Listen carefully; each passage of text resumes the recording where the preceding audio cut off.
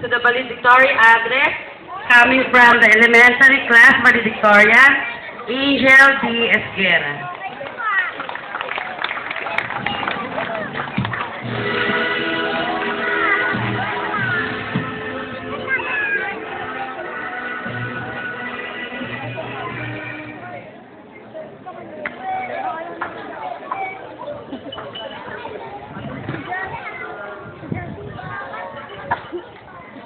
Sir Francisca A. Pagkalinawan, School President, Mr. Francis N. Lorente, beloved Principal, Mrs. Jocelyn C. Monterola, faculty members and staff, family, friends, and fellow graduates, good afternoon.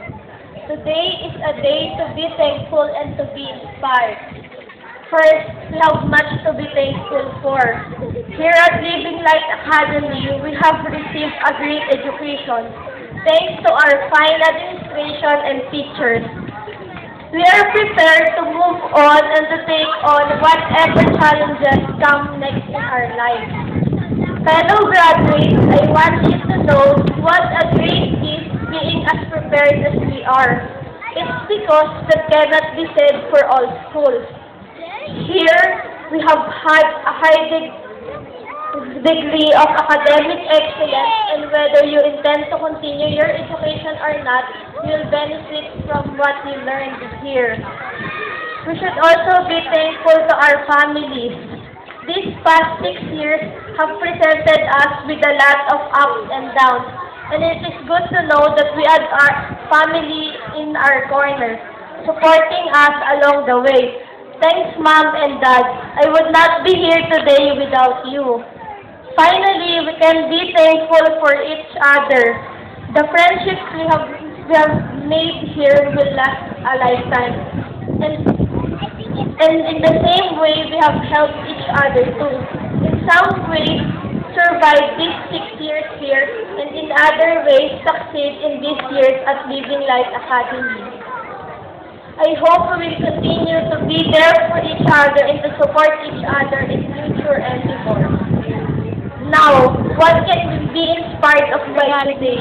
Personally, I am inspired by my teachers, especially my advisor, who gave us so much sacrifice by imparting knowledge to each and every one of us.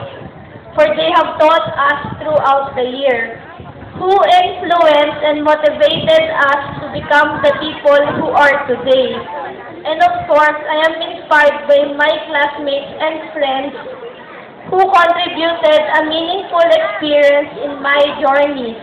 Thank you for that. Congratulations and all the best. Often on graduation day, we look outside for heroes, but I see them right here among us. I have seen in my years at Living Light Academy that we don't have to look far for inspiration. Instead, and that we each have the potential to make an inspiring contribution to others by being true to ourselves and committing ourselves to proud goals.